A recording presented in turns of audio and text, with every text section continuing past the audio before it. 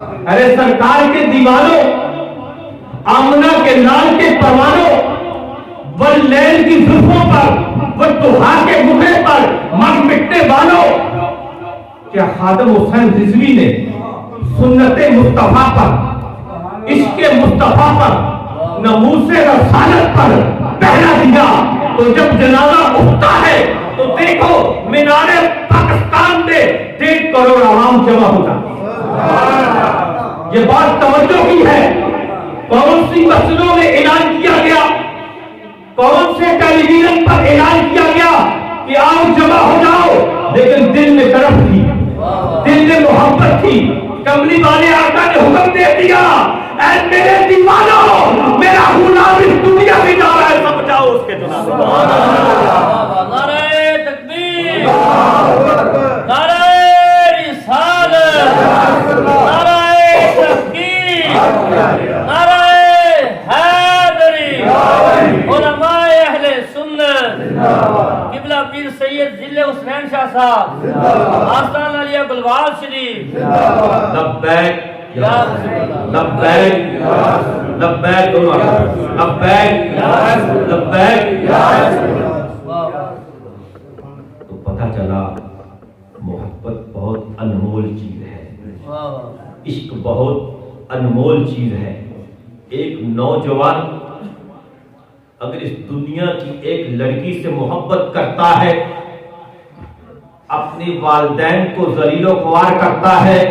وہاں جا کے رشتہ مانگو، اس کی خوبصورتی پر اپنا کھانا پینا دنیا کے سارے معاملات ترک کر دیتا ہے۔ ارے جو آمنہ کے لال کا پیکرے حسن جمال کا دیوانہ ہو جاتا ہے، اس کا مقام کیا ہوگا؟ اس کا مقام کیا ہوگا؟ خدا کی قسم، جس طرح خادم حسین رضوی رحمت اللہ علیہ آپ نے ختم نبوت پر پہرا دیا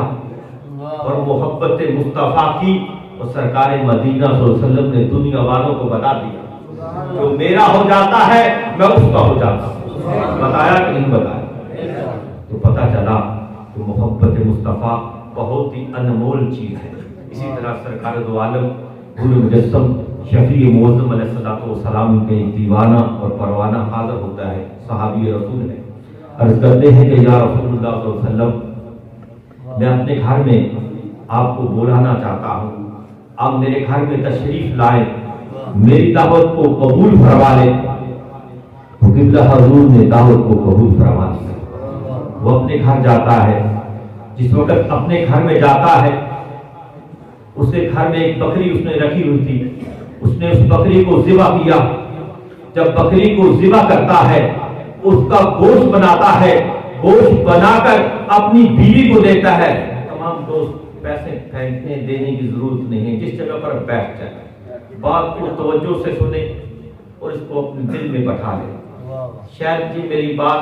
آپ کے دل میں اتر جائے، آپ کی زندگی بدل جائے، زندگی بدل جائے، آپ کے گھروں میں سکون آ جائے، آپ کی رزق میں برکت آ جائے۔ جو کہتے ہیں کہ رزق پورا نہیں ہوتا، گھر میں بے برکتی ہے، ہم پیروں کے پاس آتے ہیں، پیر صاحب دعا کیجئے، علماء کرام کے پاس جاتے ہیں، دعا کیجئے، رزق میں برکت نہیں۔ خدا کی قسم سنت مصطفیٰ پر عمل کرنا شروع کر دے، گھر کے رزق میں برکت ہو جائے۔ اپنی بیوی کو بول صبح اٹھ کر نماز پڑھنی ہے، خود بھی پڑھ اور بیوی کو کہہ کہ قرآن پاک کی تلاوت کر، اس کے بعد آٹا گوندھ کے مجھے روٹی پکا دے۔ خدا کی قسم وہ تاثیر تجھ میں بھی ہوگی، وہ تاثیر تیری اولاد میں بھی ہوگی، تاثیر تجھ میں بھی ہوگی، وہ تاثیر تیری اولاد میں بھی ہوگی۔ تو اللہ کریم جل جلالہ و امر والہ کے پیارے محبوب کی بارگاہ سرکار مدینہ صلی اللہ علیہ وسلم نے صحابی کی دعوت کو قبول فرما لیا۔ جس وقت صحابی رسول نے اس بکری کو ذبح کیا،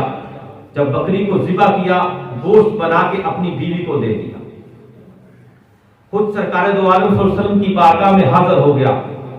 اپنی بیوی کو کہا جس وقت سرکار تشریف لانے لگے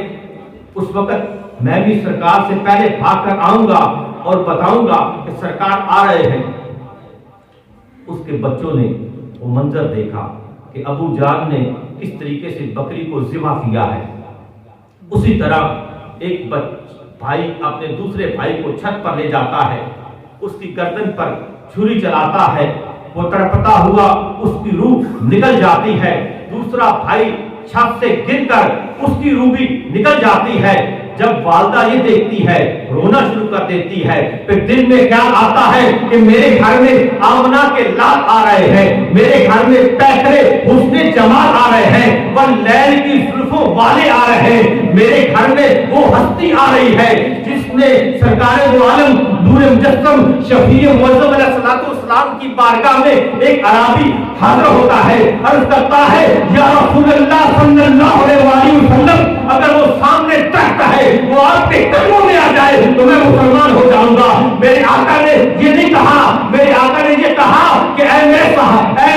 عربی جاؤ اور تخت کو بولو کہ محمد عربی تجھے بلا رہے ہیں۔ جب عربی چاہتا ہے وہ درخت کو یہ کہتا ہے محمد عربی تجھے کو بلا رہے ہیں، خدا کی قسم وہ درخت دائیں ہوتا ہے بائیں ہوتا ہے، اپنی جڑوں سے اکھڑ کر سرکار مدینہ کے قدموں میں آ جاتا ہے۔ جب سرکار مدینہ کے قدموں میں آ جاتا ہے، جب سرکار مدینہ صلی اللہ علیہ وسلم کے قدموں میں آ جاتا ہے، اس عربی نے عرض کی کہ یا رسول اللہ صلی اللہ علیہ وسلم آپ حکم کیجئے یہ درخت اسی طرح واپس چلا جائے اور ہرا بھی رہے۔ آپ نے فرمایا اے درخت اللہ کے حکم سے واپس چلا جا، وہ درخت واپس چلا جاتا ہے اور اسی طرح اسی جگہ پر کھڑا ہو جاتا ہے اور وہ ہرا بھی رہا۔ اس آقا نے سرکار دو عالم نور مجسم شفیع معظم علیہ الصلوۃ والسلام کی جلوہ گری تھی، جو آقا رحیم آقا کریم آقا آج ہم 5 وقت کی نماز چھوڑ دیتے ہیں لیکن ہمارے دل میں ڈر نہیں آتا، ہمارے دل میں خوف نہیں آتا۔ اگر مسجد کا امام بولے تم نماز پڑھنے نہیں آتے، 2-3 مرتبہ گھر چلا جائے تو مسجد کے امام سے سلام لینا چھوڑ دیتے اور کہتے ہیں امام صاحب آپ کو تنخواہ نہیں ملتی، آپ کو تنخواہ نہیں ملتی، تنخواہ کا نماز سے کیا تعلق ہے؟ وہ تو آپ کی بہتری کے لیے آپ کے گھر کی چوکھٹ پہ جاتا ہے، مسجد میں اذان دیتا ہے اور اس کے بعد بھی بلاتا ہے اور 5 وقت کی نماز پڑھو، پھر بھی آپ توجہ نہیں دیتے۔ اگر کسی کو کوئی عمران خان کا پیغام آ جائے تو کتنی خوشی سے رات کو نیند آئے تھے، صبح خوبصورت لباس پہنے اور اس کے بعد اپنے دوستوں کو بٹھائے اور بولا کہے مجھے عمران خان نے بلایا ہے، مجھے نواز شریف نے بلایا ہے، یا مجھے زرداری نے بلایا ہے، یا علاقے کا نمبردار کسی کو بلا لے تو آدمی خوش ہو جاتا ہے۔ 5 وقت جب اللہ کا اعلان ہوتا ہے مسجد میں، حاکم الحاکمین کا اعلان ہوتا ہے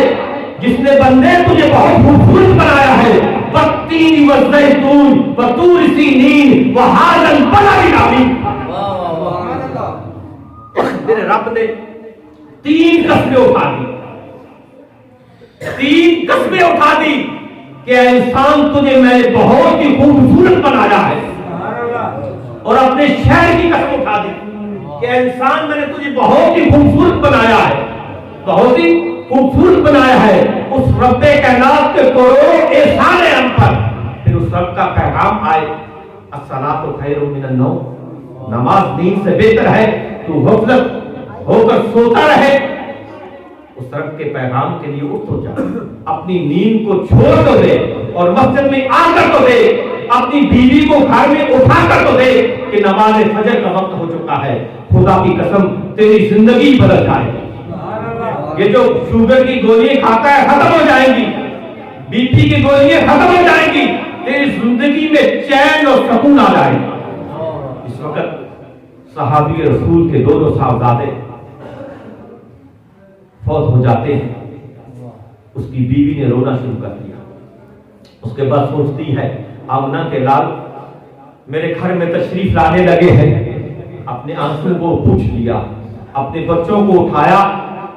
جو پچھلا کمرہ تھا اس میں جا کر چارپائی پر اپنے بچوں کو لٹایا اور ان کے اوپر چادر دے دی۔ اس وقت سرکار دو عالم نور مجسم شفیع معظم علیہ الصلوۃ والسلام تشریف لائے، آمنہ کے لال تشریف لائے، ہم گنہگاروں کے آقا تشریف لائے، ہم غاروں کے آقا تشریف لائے۔ اس وقت سرکار دو عالم صلی اللہ علیہ وسلم جب دعا مانگنے لگے، بہت ہی مختصر بیان کرتا ہوں، وقت کافی ہو چکا ہے، اس وقت میرے آقا نے فرمایا اے میرے صحابی تیرے بیٹے کہاں ہیں؟ تیرے بیٹے کہاں ہیں؟ اس وقت صحابی اپنی بیوی کے پاس جاتا ہے، حضور کی بارگاہ میں عرض کرتا ہے سرکار میرے بیٹے سو رہے ہیں، سرکار میرے بیٹے سو رہے ہیں۔ سرکار نے فرمایا اے میرے صحابی جب تک تیرے بیٹے یہاں نہ آئیں گے میں محمد عربی دعا نہیں مانگوں۔ صحابی کی آنکھوں میں آنسو آ جاتے ہیں، عرض کرتا ہے کہ یا رسول اللہ صلی اللہ علیہ وسلم میرے دونوں بیٹے وفات پا چکے ہیں۔ سرکار دو عالم صلی اللہ علیہ وسلم اس کمرے میں اپنے صحابی کے ساتھ تشریف لے جاتے ہیں اور آپ نے دعا فرمائی، دونوں بچے زندہ ہو جاتے ہیں اور اس محفل میں آپ انہیں لاتے ہیں اور لنگر پر آپ نے دعا فرمائی اور سب صحابہ نے لنگر کو کھایا، ان معصوم بچوں نے بھی لنگر کو کھایا، جب ندیم نے بچوں نے بھی لنگر کو کھایا۔ سرکار مدینہ صلی اللہ علیہ وسلم کی بارگاہ میں عرض کرتے ہیں کہ یا رسول اللہ صلی اللہ علیہ وسلم جس طرح آپ نے ہمیں زندہ کیا اس طرح اس بکری کو بھی زندہ کر۔ قربان جاؤں آمنہ کے لال پر سوچنے کی بات ہے، عقل سوچ نہیں سکتی ایک بکری کو ذبح کیا جائے، اس کا چمڑا اتر جائے، اس کا گوشت بن جائے، ہڈیاں میں پک جائے اور اس کا گوشت کھا لیا جائے اور ہڈیاں بچ جائے، وہ بکری کس طرح زندہ ہو؟